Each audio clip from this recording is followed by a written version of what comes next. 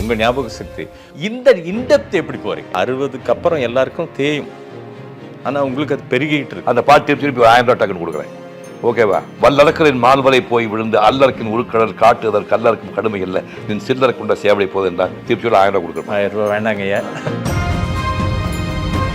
யாருன்னா ஹீரோயின் அப்படின்னா இந்த தெரியலப்பா உன் பேச்சு வந்து அத்தனை பொம்பளைக்கு அவ்வளோ சந்தோஷம். ஒரு விஷயம் சொல்கிறேன், என் கூட பவுடர் போட்டு நடித்த எந்த நடிகையோடையும் நான் இன்னைக்கு போய் தப்பு பண்ணேன். ஞாபகம் நாளைக்கு காலம் மாறி போய் நானே ஒரு நடிகையோட தப்பு பண்ணேன்னா அண்ணா மனுஷங்கண்ணே நான் தப்புன்னு சொல்லுவேன் அப்படின்னா முருகா முருகான்னு எழுந்துட்டு முருகா டே இப்படி நேர்மையாக உனக்கு யாருமே அடிக்க முடியாதா எழுந்துட்டாரு.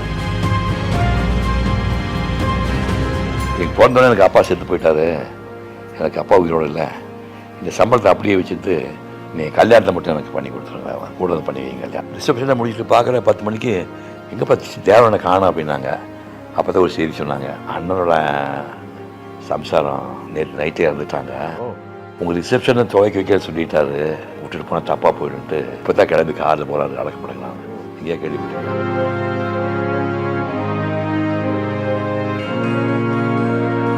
நாலு மணிக்கு போகிற சிவாஜி வீட்டு தூக்கிட்டு இருந்தாங்க.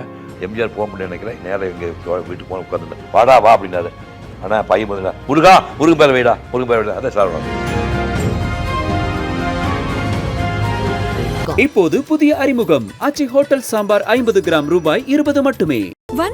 வந்தாச்சு மிஸ்டர் கோல்டோட தீபாவளி ஆஃபர் வந்தாச்சு. அரேபியன் சீ ஃபுட் ரெஸ்டாரண்ட் வேர் டேஸ்ட் மீட்ஸ் எலகன்ஸ். நண்பர் ஒருத்தர் சொன்னார், உங்க ஞாபக சக்தி பொதுவாக எல்லாரும் சொல்லுவாங்க ரஜினி சார் வந்து பாலச்சந்திர சார் சந்திச்சாரு, இந்த பஸ்ல வந்தாருன்னு சொல்லுவாங்க. ஆனால் சிவகுமார் ஐயா மட்டும் எந்த பஸ்ஸு, அந்த பஸ் டிரைவர் பேர் என்ன, அது மட்டும் இல்லை அந்த பஸ் கண்டக்டர் பேர் என்ன, அவங்க இதெல்லாம் எப்படிப்பா சொல்றாரு.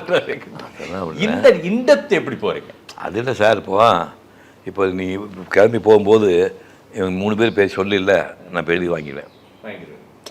கேமராமேன் 2 கேமராமேன் கூட வந்து சீஃபு, 3 பேர் பூபதி வந்து பேட்டி எடுக்க வந்தான், 2 கேமராமேன் கூட வந்தார் அப்படி. இப்போ போன வாரம் இன்றைக்கு வந்தாங்கல்ல, இப்போ நீ போக கூட கேள்வி நிறைய எடுத்து படித்து காட்டுறேன். இப்போ ஒரு நிகழ்ச்சிக்கு போனோன்னா அது சம்மந்தப்பட்டவன் நம்ம சும்மா மனப்பாடலாம் வராது. 4 நாளைக்கு முன்னாடி 8ஆம் தேதி வச்சுக்கோ, 8ஆம் தேதி காலையில் சின்னப்ப தேவருடைய பெரிய மகள் செத்து விட்டாள். பெரிய மகள் சுப்புலட்சுமி பேர். அந்த பெருமொழி யாருன்னா தியாகராஜனுடைய பொண்டாட்டி. தியாகராஜன் யாருன்னு கேட்பீங்க, இந்த வெள்ளிக்கிழமை வரலம், சொர்க்கம் நரகம், ஆட்டுக்கார மிரப்பனா டைரக்ட் பண்ண தேவருடைய மருமகன், அவருடைய சம்சாரம். அவரு 10 வருஷம் சேர்த்து போயிட்டார். அவருடைய சம்சாரம் இந்த அம்மா சேர்த்து போகுது. இப்போ வேல்முருகன் ஒரு பையன் இருக்கிறான். இப்போ நாங்கள் போன என்ன பண்ணோன்னா கம்ப்ளீட்டாக பார்த்தேன், தண்டமான ஒரே ஒரு பையன் இருக்குது. சினிமாவில் சொல்லிக் கொடுக்காம வச்சு அந்த பையன் வீணாக போய் பட்டுக்கோட்டையில் சாதாரண விவசாயத்துக்கு உட்காந்துருக்கான். ரொம்ப பாவமாக இருக்குது. உயிரோடு இருக்க தண்டமானி என்னை விட ஒரு 6-7 வச்சுருந்தவன். இந்த ஃபோட்டோவில் காட்டுறேன்.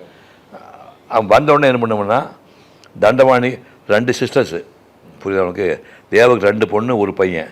தண்டவாண்டி பொண்டாட்டி பேர் உனக்கு தெரியாது, எனக்கு தெரியாது. இப்போ சுப்புலட்சுமி பெரிய பொண்ணு, அது வந்துடுச்சு. தியாகராஜன் ஓகே, அந்த பையன் பேர் வேல்முருகன், அவங்க கூட ஒரு சிஸ்டருக்கு பேர் உனக்கு தெரியாது. கடைசி பொண்ணு ஒருத்தர் இருக்கிறான் சின்ன தேவருக்கு, கடைசி பொண்ணு பேர் உனக்கு தெரியும், எனக்கு தெரியாது. மாப்பிள்ளை பேர் பாலசுந்தரம், அது மட்டும் ஞாபகம் டிஸ்ட்ரிபியூட்டராக இருந்தார். இப்போது இந்த நிகழ்ச்சி முடிஞ்சோன்னு எங்கிட்ட கேளுங்க, அவன் குடும்பத்தோட எல்லார் பேரும் இப்போ எங்கிட்ட டைரியில் இருக்குது. ஸோ மெனக்கிட்ட அதை கேட்டு வாங்கி எழுதிக்கிறனால ரெஃபரன்ஸ் வேணும் அந்த எடுக்கிறமே தவிர சும்மா மேறதுதான் வராது.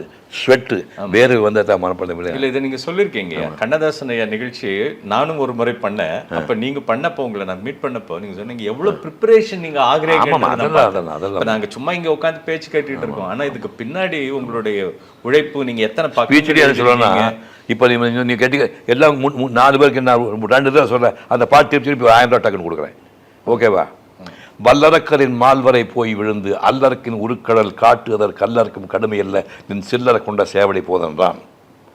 இன்னொரு சொல்கிறேன், வல்லறக்கரின் மால்வரை போய் விழுந்து அல்லறக்கின் உருக்கடல் காட்டுதல் கல்லறக்கும் கடுமை அல்ல நின் சில்லறை கொண்ட சேவலை போதென்றான். திருப்பி 1000 ரூபா கொடுக்குறேன். 1000 ரூபா வேண்டாங்க ஐயா. சொன்ன மாதிரி 1000 ரூபா நான் கொடுத்தேன், நீங்களே சொல்லுங்க. அது நடக்காது. என்ன அர்த்தம்னா, இதெல்லாம் சிவகுமார் ஏற்றி இதெல்லாம் உலகத்து சூப்பர் ஹியூமன்லாம் கிடையாது. குழந்தைக்கு பொண்டாடி தூங்கிட்டு வீட்டில் வந்து வெளியே உட்காந்து ரூமுக்கு வெளியே உட்காந்து வல்லறக்கரின் மால்வரை போய் விழுந்து 20 தடவை எழுதி மனப்படம் பண்ணுது. சாக வரைக்கும் அது போகாது. 20 தடவை நோட்டில் எழுதி மனப்படம் பண்ணுது. சும்மா ஈஸியெல்லாம் வந்து நினைக்கிறேன். இல்ல இந்த ஹார்ட் ஒர்க் நாங்க பார்த்தோம். நீங்க உங்களுடைய இன்னொரு ப்ரீவியஸ் பேட்டியில பார்க்கும்போது எத்தனை பேப்பர், எத்தனை பக்கங்கள், இந்த ராமாயணம் 3 மாசம் 4 மாசம் எழுதி மனப்பாடம் எழுதி அப்போ நீங்க சொன்ன மாதிரி அது டக்குன்னு வரல. அதுக்கு பின்னாடி ஏன்னா இப்போ அங்கே போனேன்னா உங்களுக்கு முதல் சொன்ன பார்த்தீங்களா, இப்போ கம்பராமாயணம் இல்லை மிரட்டணும், அவர் வந்து கம்பபாரதி வந்து வாழ்நாள் முழுக்க கம்பனை பேசுகிறாள், அவர் மிரட்டணும் அப்படின்னு 84 வயசு 80 டச் பண்ண போகிறேன்.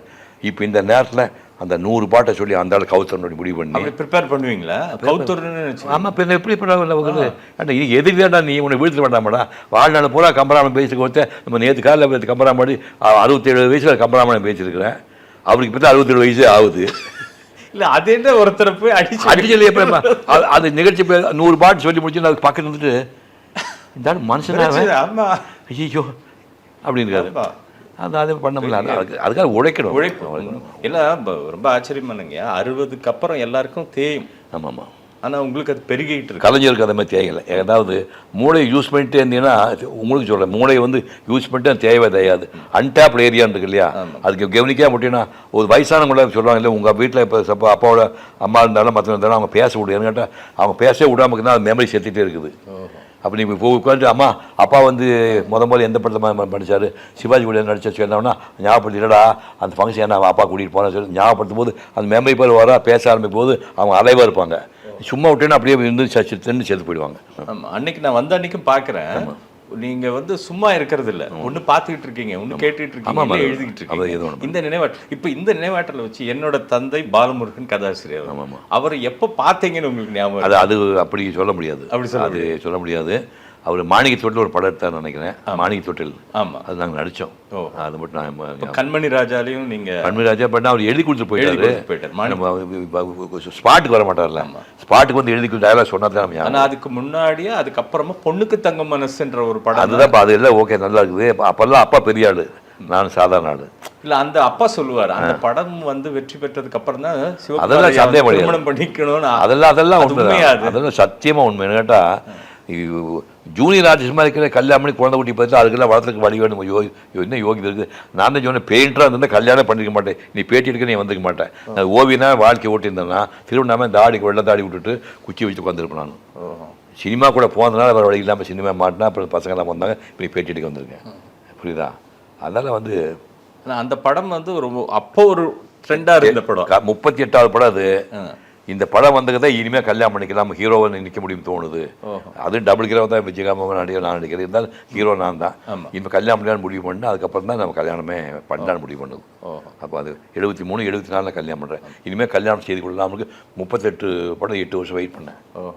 இப்போ நீங்க சொன்ன சின்னப்ப தேவரையா கூட ஒரு முறை செட்டுக்கு வந்தார். அப்பா சொல்லுவார், அதை உங்க பேர் பார்த்துட்டு அவருக்கு ரொம்ப பிடிச்சதான். ஜெயசிரம நீங்களும் தேன் சிந்தேவான பாட்டை ஏதோ பார்த்துட்டு அவருக்கு ரொம்ப பிடிச்சி, அதன் பிறகுதான் அந்த வெள்ளிக்கிழமை விரதம் ஆகட்டும் ஆட்டுக்கு தொடர்ந்து அவரு என்ன ஹீரோவை போட்டிருக்க காரணம் சொன்னது, பெண்ணை நம்புகள்னு ஒரு படத்துல விட்டலாச்சாரி பையன் டைரக்ட் பண்ணான், விட்டலாச்சாரி சன்னு, டக்குன்னு பேர் வரல, அவர் பையன் அது டைரக்ட் பண்ணது. அது வந்து எங்க அம்மா அப்பா வந்து சந்தேகத்தின் பேரில் எம்ஆர்ஆர் வாசு பிரித்து விட்டுருவான். பாட வேண்டிய ஏவி ராஜனையும் ஜெயம் கர்நாடக நடிகை பேர் என்ன, அந்த பொம்பளை பேர் என்ன, பாலச்சந்திரன் படத்தை நடிச்சு மாமா வச்சு நடிச்ச அந்த அம்மா பேர் என்ன, இல்லை இல்லை ஜெயந்தி ஏவி ராஜ் எனக்கு அம்மா அப்பா. அவங்க ஒழுங்காக வாழ்ந்தவங்களே தேவையான சந்தேகப்பட வச்சு குடும்பத்தை பிரித்தவர் ரசு, நம்ம எம்ஆர்ஆர் வாசு. அதுக்கு பழி வாங்கினா பெருசாகி அவர் பொண்ணை கல்யாணம் பண்ணி அவர் பழி வாங்க தான் கதை. அது நான் பேச பர்ஃபார்மன்ஸ் பார்த்துட்டு என்னம்மா நடிக்கிறான்ட்டு அந்த படம் பார்த்து வந்து சின்ன தேவர் வெள்ளிக்கிழமத்தில் இந்த பையனை போடும் அப்படின்னு. அதுக்கு எல்லாம் சொன்னாங்க, இல்லைங்க அவன் சாஃப்டாக நாளைக்கு நடிக்க முடியும் காட்டானா உங்களுக்கு அவனை பற்றி தெரியாது பேசாமல் இருங்க சொல்லிட்டு அவர் தான் ஃபோர்ஸ் பண்ணி போட்டு முதல் நாள் எடுத்தோன்னே சரி கிளைமாக்ஸ் ஷூட் பண்ணார். ஃபர்ஸ்ட் டே ஷூட்டிங் கிளா படிக்கும்போது கிளைமாக்ஸ் இது. எதுக்கு அது கிளைமாக்ஸ் எதுக்கு? பர்ஃபார்மன்ஸ் பாரு டே பயந்தாங்குடி அம்மாவுக்கு பயந்து அப்பாவுக்கு பயந்து பயந்தாங்குடி பையன் சொன்னீங்களே பாரு எப்படி நடிக்க பாருன்னு சொல்லிட்டு ஒவ்வொரு நாளும் அதை உதயத்திலேருந்து அஸ்தமனம் வரைக்கும் கடுமையாக விரதம் கருணாக வளர்த்தாங்க அப்படின்னு ஒரு பெரிய டைலாக். நான் ஏன் நாகசவருக்கு தெரியுமாடி அப்படின்னு ஜெயசாதா வந்து மிரட்டிட்டு ஒரு லெங்க்தி டைலாக்கு ஒரு ட்ராலி போட்டு எடுத்தாங்க. ஒரு ட்ராலி நல்ல ஞாபகம் ஷாட்டு. அது எடுத்தோன்னே டேக் 2 தேவைன்னா செகண்ட் டைம் பண்ணுவா பாடுறா அப்படின்னாரு.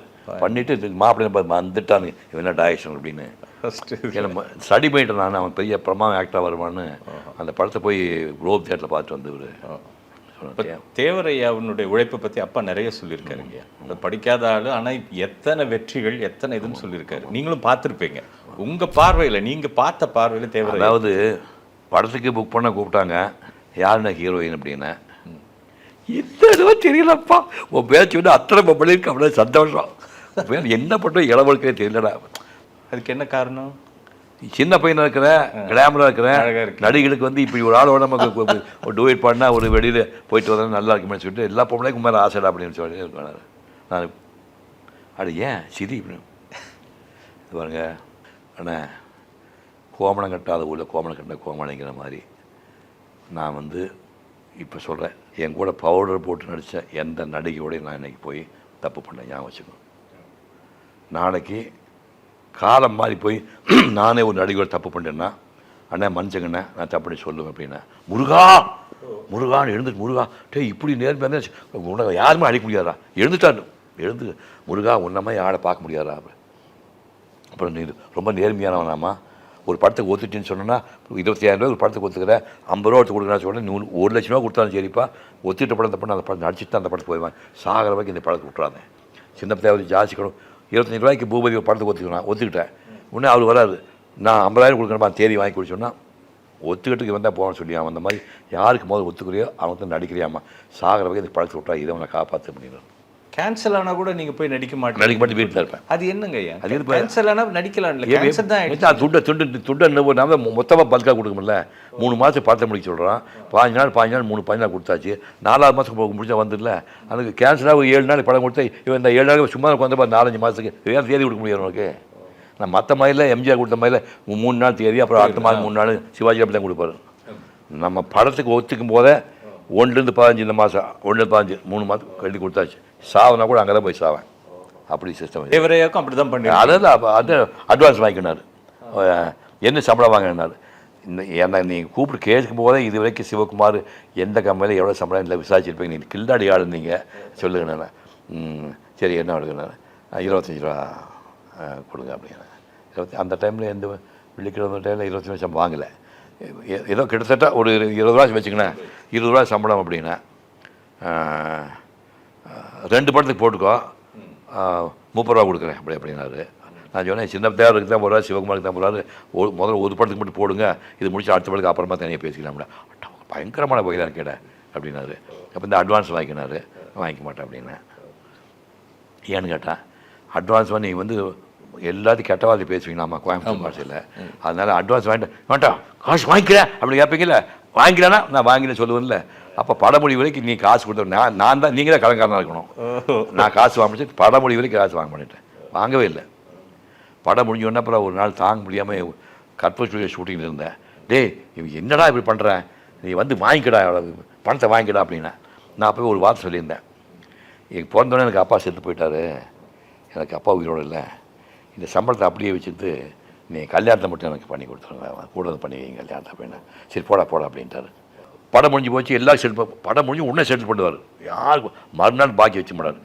என்னை ஃபோன் பண்ணுறாரு, என்னப்பா அளவு காசு அப்படியே இருக்குதுப்பா வந்து வாங்கிப்பா அப்படின்னு. அப்படி சொன்னேன், நான் உங்களுக்கு முதலையே சொன்னேன், இந்த சம்பளத்தை அப்படியே வச்சுங்க, அந்த காசு செலவு பண்ணி ரிசப்ஷன் பண்ணிடுங்க, உங்கள் தலைமையில் ரிசப்ஷன் நடத்துங்க, அந்த காசை அப்படியே ரிசப்ஷன் செலவு பண்ணி சொன்னேன். கேட்க மாட்டேங்க, நீங்கள் கல்ச்சரைக்கு தான் விஷயம் பண்ணுவீங்க, என்னமா கல்யாணம் பண்ணி நான் வந்து வாங்கிக்கிறேன் அப்படின்னா, இல்லை வராதே சொல்லி அப்படின்னு வந்து வரவே இல்லை.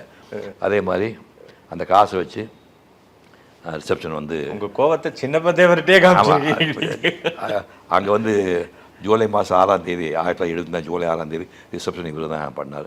எவ்வளோ மேன்மையான ஆளுங்க ஞாபகம் வச்சுக்க சொன்ன தேவை. மனிதர்கள்லாம் நான் பழகின மாதிரி கடவுள் மாதிரி அவங்க வந்தார்.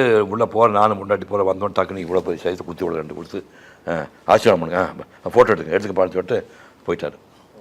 போயிட்டு நைட்டு ரிசப்ஷனை முடிச்சுட்டு பார்க்குறேன் 10 மணிக்கு, எங்கே பார்த்து தேவரனை காணோம் அப்படின்னாங்க. அப்போ தான் ஒரு செய்தி சொன்னாங்க,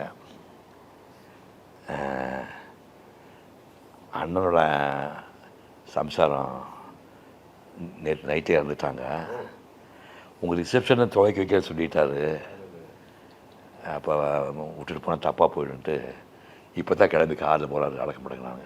எங்கேயா கேள்விப்பட்டிருக்கியா இந்த தகவல்? இது வரைக்கும் நீங்களும் எதுக்கு எங்கே சொன்னதா எனக்கு. காலையில் இறந்துட்டாங்க, உடனே அவர் போயிருக்கலாம், சாயங்காலம் ரிசப்ஷன் இருக்குது, பையன் பொக்குன்னு போயிட்டு சொல்லிட்டு இருந்து ரிசப்ஷன் முடிச்சுட்டு அந்த குத்தோட கொடுத்து ஃபோட்டோ எடுத்து நைட்டு போய் காரில் அடக்கமாக போயிருக்காரு. அப்புறம் அதே மாதிரி இன்னொரு விஷயம் பண்ணார். ஸ்பீச்சில் அது எழுதியிருக்கேன் நான் புக்கில். சூர்யா பிறந்தான், நைட் 2:30 மணிக்கு பிறந்தான். சிவாஜி வீட்டுக்கு போனேன், சிவாஜி எல்லாம் தூங்கிட்டு இருந்தாங்க. சின்னப்பத்தார் 4 மணிக்கு எழுந்து வாக்கிங் போயிட்டு குளிச்சுட்டு உட்காந்துருப்பார். யார்? சின்னப்பத்தார் எப்பவுமே 4:30 எழுந்துவார், பீச்சில் வாக்கிங் போவார், போயிட்டு வந்து குடிச்சிட்டு ஊதி போட்டு உட்காந்து வெத்தலாக போட்டுப்பார். 4 மணிக்கு போகிற சிவாஜி வீட்டு தூங்கிட்டு இருந்தாங்க.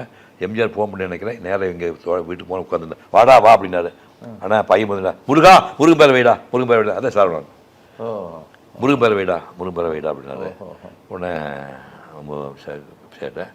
அப்புறம் எங்கேயோ போயிட்டு ஷூட்டிங் போயிட்டு நான் போகிறதுக்குள்ளே இவர் நேராக அங்கே போயிருக்காரு. அப்போ கல்யாண அப்போல்லாம் பஸ்ஸு கிடையாது, கல்யாண ஹாஸ்பிட்டலில் பிறந்திருக்காங்க. போனால் உள்ளே போனோன்னே ஒரு தங்க நாய் வடபழனிக்கு போய் அபிஷேகம் பண்ணிட்டு வந்து விபூதியும் அந்த தங்க நாணயத்தை கொண்டு போய் அந்த பையன் விட்டு கொடுத்துட்டு வெளியே வரும்போது எங்கள் அம்மா போய் வந்திருக்காங்க. வாசிட்டு வந்தோடனே எங்கள் அம்மா 4 சிங்க குட்டியை பார்த்தாங்க அப்படின்னு இருக்காரு. எங்கள் அம்மா பேச மாட்டாங்க, சைலண்ட் கில்லர். வெளியே வந்தாங்க. அந்த 4-5 சிங்கக்குட்டிக்கு ஒரு பொழப்ப கில்லான்னு என்ன இருப்பீங்க நாங்கள் அப்படின்னா, ஏதோ ஒரு பைத்தியக்காரி பொட்டை வைக்காம வந்து நீங்கள் என்னடா பண்ணி கொண்டாடிக்கடா பண்ணிப்பீங்க. இது யார்? சிவகுமார் அம்மா அம்மா அப்போ கும்பிட்டு ஓடியே போயிட்டாரு. அதே மாதிரி கார்த்திகை கல்யாணத்துக்கு பிறந்தப்போ இசபலுக்கு வந்தார். வெள்ளிக்கிழமை சொர்க்கம் ஷூட்டிங் தேவரத்ன ஆஃபீஸ் நடக்குது. எந்த வருஷம்? 77. சொர்க்கம் ஆஃபீஸ் நடந்துட்டு இருக்குது. காலையில் என் பொண்டாட்டி சொல்ல, நீ கல்யாண ஆஸ்பத்திரி என்னை இறக்கி விட போயிட்டீங்க, போய் பிரசவம் டெலிவரிக்கு நான் போகும்போது என்னை இறக்கி விட்ட டிரைவர் விட்டு அனுப்பிட்டீங்க, நீங்கள் தான் வந்து இறக்கி விட்டு போனோம்னா. காலையில் நேராக போய் இசபாட்டை இறக்கி விட்டு நேராக போனேன். நேராக போய் அந்த 8-9 மூத்து டைம் நான் வந்து பட்டாவளி ஜெயலலிதாவுக்கு ஷார்ட்டில் தாலி கட்டுற ஃபோன் வருது, பையன் வந்துட்டான். நாங்கள் நினச்சி பாரு, சோமா நீ சீனில் வந்து பட்டாவளி ஜெயலலிதா தாலி கட்டுறேன், ஃபோன் போது சார் உங்களுக்கு பையன் வந்துட்டாங்க. இதை நான் சொல்லிவிட்டு நான் புறப்பட்டு போகிறதுக்குள்ளே போனால் சின்ன தேர்தல் கூட போய் அதே மாதிரி சாதனம் வச்சு பணம் வச்சு கொடுத்து ஆச்சரியம் பண்ணிட்டார். அந்த வாய்ப்பு என் பொண்ணுக்கு எங்களுக்கு என்ன அது கூட சேர்த்து போயிட்டார். 78 இறந்துட்டார், 80 என் பொண்ணு போனுச்சு. மகத்தான மதுகள் இனிமேல் சின்ன தேர் மகள் தான் பிறக்கிறதுக்கு வாய்ப்பு. இப்போது புதிய அறிமுகம் ஆச்சி ஹோட்டல் சாம்பார் 50 கிராம் ரூபாய் 20 மட்டுமே. வந்தாச்சு மிஸ்டர் கோல்டோட தீபாவளி ஆஃபர் வந்தாச்சு. Arabian Seafood Restaurant, where taste meets elegance.